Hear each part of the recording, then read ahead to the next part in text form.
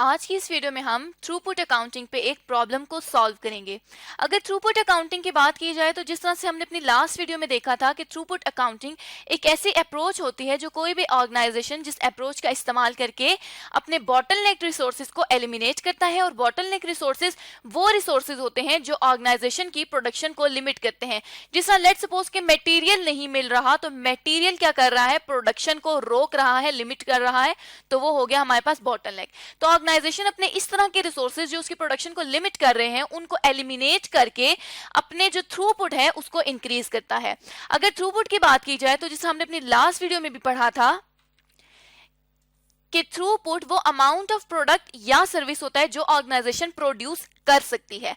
तो और ये जो प्रोडक्शन है, ये जो ऑर्गेनाइजेशन प्रोड्यूस करेगी, ये for a specific time of period के लिए करेगी। इसी तरह अब अगर लेट सपोज बात की जाए बिग कंपनी की, तो बिग कंपनी की हम कहते हैं सेल प्राइस जो है वो 2500 पर यूनिट है, और यूनिट्स उसके 1000 ग्लास कप्स हैं। और इन पे जो डायरेक्ट मटेरियल इस्तेमाल हो रहा है वो हो रहा है एक मटेरियल X और एक मटेरियल Y। तो यहाँ पे दो मटेरियल इस्तेमाल हो रहे हैं, तो दोनों डायरेक्ट मटेरियल होंगे। अगर हम इनको देखें, इनको ऐड करें, तो ये ₹1300 हमारे पास बनते हैं मटेरियल के। तो अब ऑर्गेनाइजेशन किस तरह अपने लिए थ्रूपुट को फाइंड कर सकती है? तो ऑर्गेनाइजेशन थ्रूपुट के लिए फॉर्मूला लगाएगी, या एक तरीका है थ्रूपुट को फाइंड करने का, जिसमें से सेल्स में से डायरेक्ट मटेरियल को अगर लेस किया जाए तो थ्रूपुट आ जाता है। यहाँ पे सेल्स हमारे पास कंपनी की दी गई है 2500 और डायरेक्ट मटेरियल दिया गया है, दोनों मटेरियल्स को हमने ऐड किया तो वो बना 1300। तो ये हमारे पास आ गया 1200 रुपीज का थ्रूपुट। अब ये तो थ्रूपुट पर यूनिट आया, लेकिन हमने इसको टोटल में हमेशा कैलकुलेट करना है।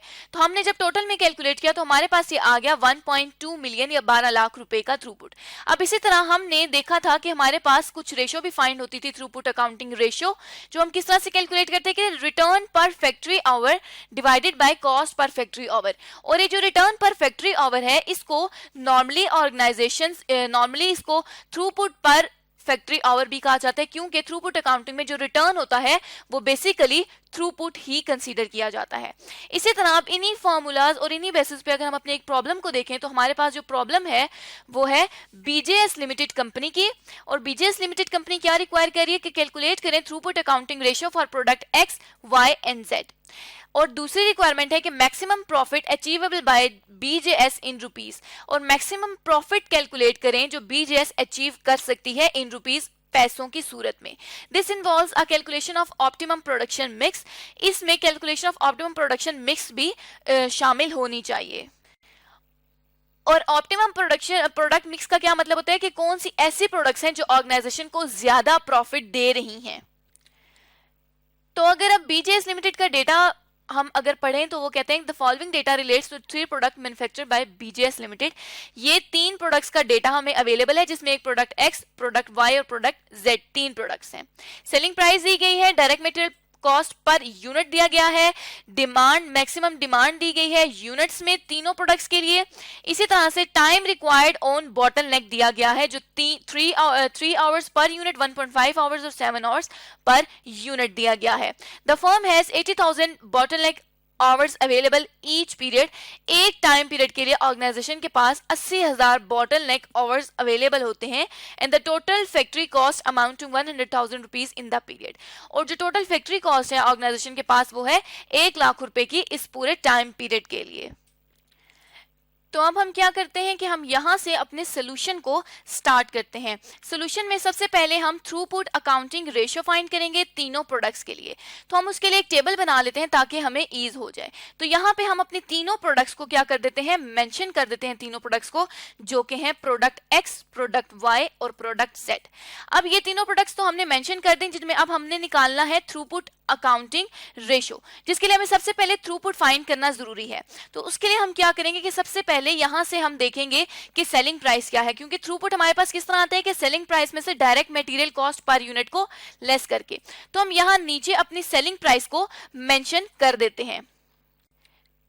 तो यहाँ पे हमारे पास तीनों प्रोडक्ट्स की सेलिंग प्राइस आ गई, जो आगे 12, 16 और 14। उसके बाद हमने सेकंड क्या बात की थी, हमने कहा था कि हमने इस सेलिंग प्राइस में से material, direct material cost per unit को लेस करना है। तो direct material cost per unit जो है वो 3, 10 और 17 है। हम direct material cost per unit को भी यहाँ पर मेंशन कर देते हैं। तो यहाँ पे हमने मेंशन कर दिया और सेलिंग प्राइस पर यूनिट को हमने ए कंसीडर कर दिया और direct material cost per unit को हमने बी कंसीडर कर दिया। अब हमने क्या करना है कि अब हमने थ्रूपुट पर यूनिट फाइंड करना है। थ्रूपुट पर यूनिट फाइंड करने के लिए हम क्या करेंगे, थ्रूपुट पर यूनिट के लिए हमने कहा था कि सेलिंग प्राइस में से direct material cost per unit को लेस कर देंगे। तो यहाँ पे हमने सेलिंग प्राइस को ए कहा था और direct material cost per unit को बी कहा था। तो हम क्या करेंगे कि यहाँ पे सेलिंग प्राइस में से जो कि 12 है उसमें से 3 को लेस कर देंगे, तो हमारे पास थ्रूपुट पर यूनिट आ जाएगा जो कि आ जाएगा 9।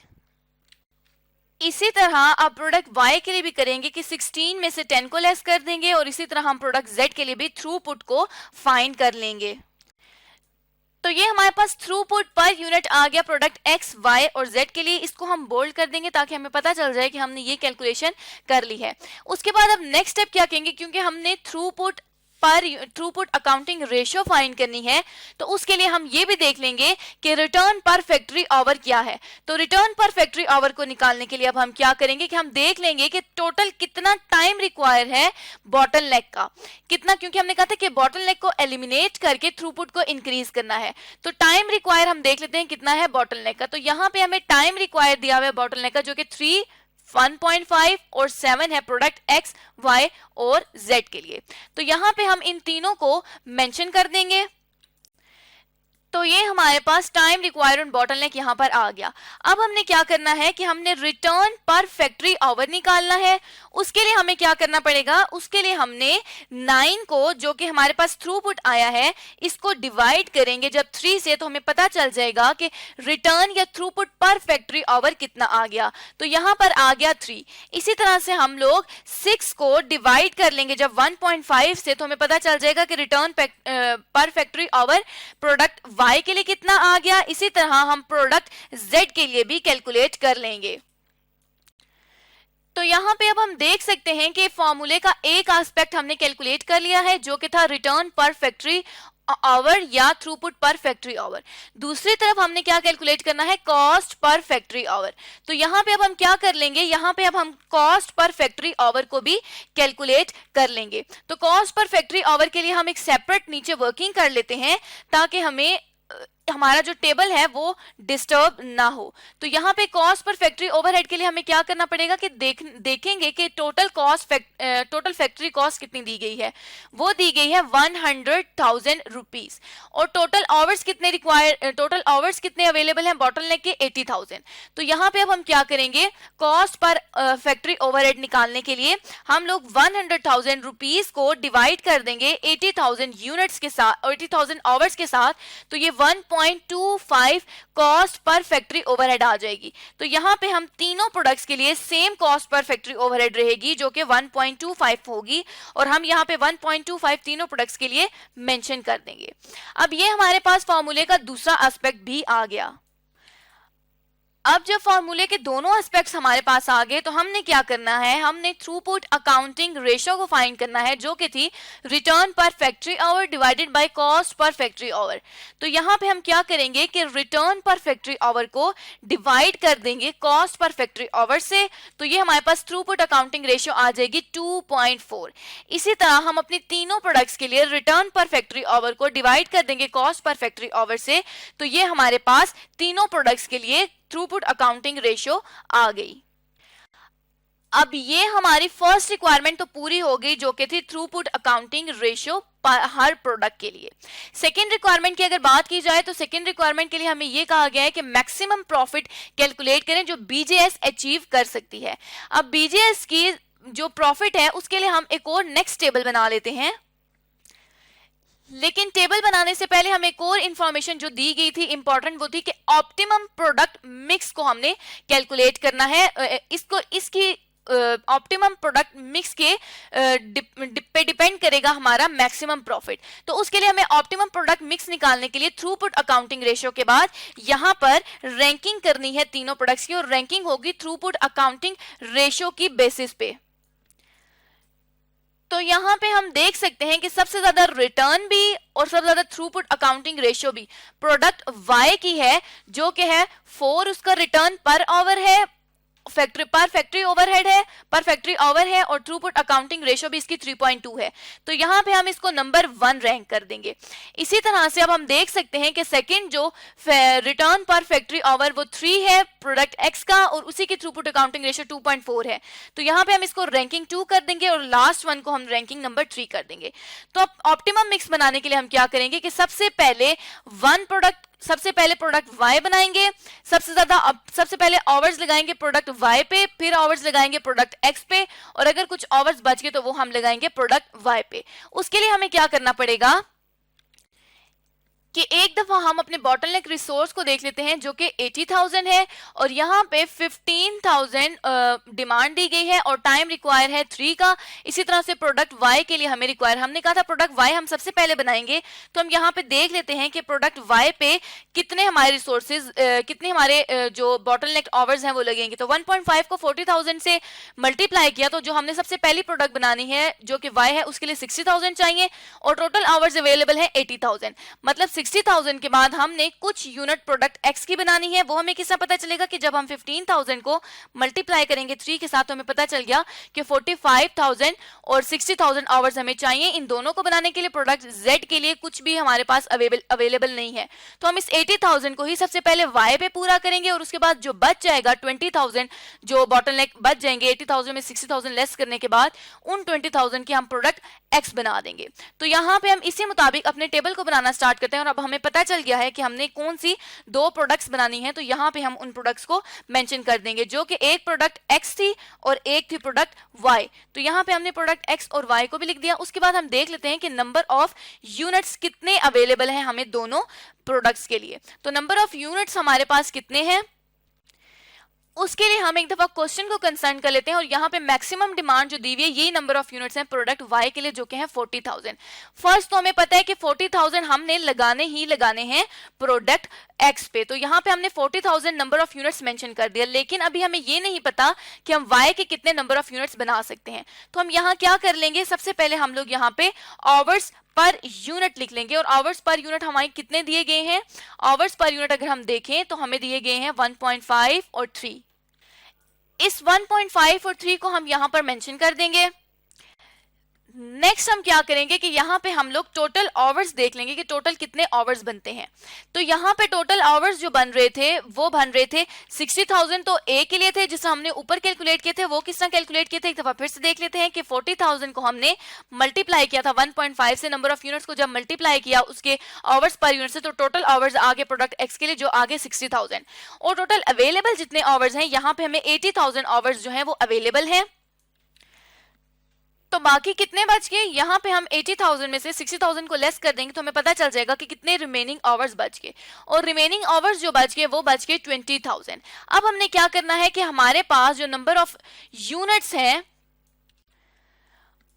उनको हम कैलकुलेट करेंगे, और वो किस तरह से कैलकुलेट करेंगे कि अगर टोटल आवर्स दिए गए हैं 20,000 के अवेलेबल, जो वाई के लिए अब जो आवर्स बचे हैं वो हैं 20,000, और आवर्स पर यूनिट जो हैं वो हैं 3। तो हम यहां देख लेंगे कि जब हम टोटल आवर्स को डिवाइड करेंगे आवर्स पर यूनिट से, तो हमारे पास नंबर ऑफ यूनिट्स आ जाएंगी जो आ जाएंगी 66 से, मतलब 6,666 हमारे पास यूनिट जो बनेगी वो y के लिए बनेगी। अब हमें ये पता चल गया कि नंबर ऑफ यूनिट x और y के लिए कितनी बन रही हैं, जो कि x के लिए 40,000 और y के लिए 6,666 यूनिट्स बन रही हैं। तो अब हम क्या करेंगे कि हमने, अब ये तो हमारे पास टोटल आवर्स आ गए, अब हमने क्या करना है, इस आवर्स की बेसिस पे हम यहाँ पर अपना थ्रूपुट पर आवर देख लेते हैं कि थ्रूपुट पर आवर कितना था। और थ्रूपुट पर आवर हमें दिया गया था 4 और 3, 4 y के लिए और 3 x के लिए। यहाँ पे हम 4 और 3 को मेंशन कर देंगे कि ये हमारे पास थ्रूपुट पर आवर था। तो इससे मुराद क्या हुई कि अब हमारे पास जो टोटल थ्रूपुट आ जाएगा वो कितना आ जाएगा, और ये टोटल जो थ्रूपुट है ये हमारे पास मैक्सिमम प्रॉफिट है। सॉरी, ये मैक्सिमम प्रॉफिट नहीं है, इस टोटल थ्रूपुट के जरिए हम अपने मैक्सिमम प्रॉफिट को कैलकुलेट करेंगे। तो सबसे पहले अगर टोटल थ्रूपुट कैलकुलेट कैलकुलेट करने की बात आए तो यहाँ पर टोटल आवर जो दिए गए हैं वो दिए गए हैं 60,000 और पर आवर जो थ्रूपुट दिया गया है वो दिया गया है 4। तो हम लोग 60,000 को 4 से मल्टीप्लाई जब करेंगे तो हमें पता चल जाएगा कि टोटल थ्रूपुट हमारे पास कितना आया है। इसी तरह हम प्रोडक्ट वाई के लिए भी टोटल थ्रूपुट को कैलकुलेट कर लेंगे, जो कि आ गया हमारे पास 2,40,000 एक्स के लिए और 60,000 वाई के लिए।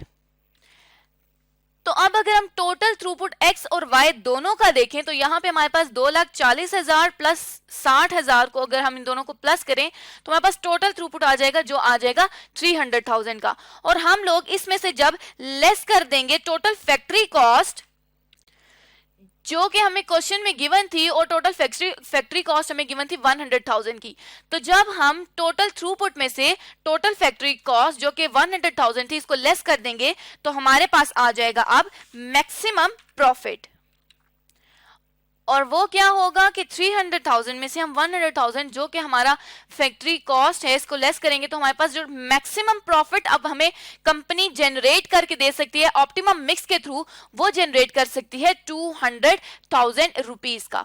तो इस तरह से हमने ये देख लिया कि हमारे पास मैक्सिमम प्रॉफिट ऑप्टिमम मिक्स के थ्रू किस तरह से कैलकुलेट होता है और हमने ये मैक्सिमम प्रॉफिट कैलकुलेट कर लिया। अब ऑर्गेनाइजेशन जो मिक्स लेगी, ऑप्टिमम मिक्स लेगी, वो प्रोडक्ट एक्स और वाई का लेगी 40,000 यूनिट्स, और अगर x की बनाए और y की अगर 6,666 यूनिट्स बनाए तो उसके पास जो मैक्सिमम प्रॉफिट जनरेट होगा वो 200,000 का होगा। मतलब कंपनी अपने बॉटलनेक रिसोर्स के साथ अपने बॉटलनेक रिसोर्स को एलिमिनेट करके, मतलब ऐसा रिसोर्स जिसकी वजह से उसकी प्रोडक्शन लिमिट हो रही थी, जो कि हमारे पास यहाँ पे आवर्स थे, उसको एलिमिनेट करने के बावजूद जो मैक्सिमम प्रॉफिट कमा सकती है वो कमा सकती है 200,000 रुपीस का।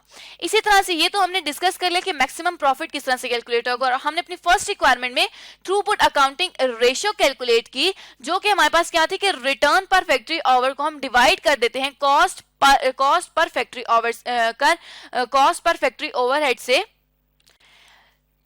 कॉस्ट पर फैक्ट्री आवर से, तो हमारे पास थ्रूपुट अकाउंटिंग रेशियो आ गई। इसी तरह से हमने इसको रैंक भी कर लिया जिसकी बेसिस पे हमने ऑप्टिमम मिक्स कैलकुलेट किया था।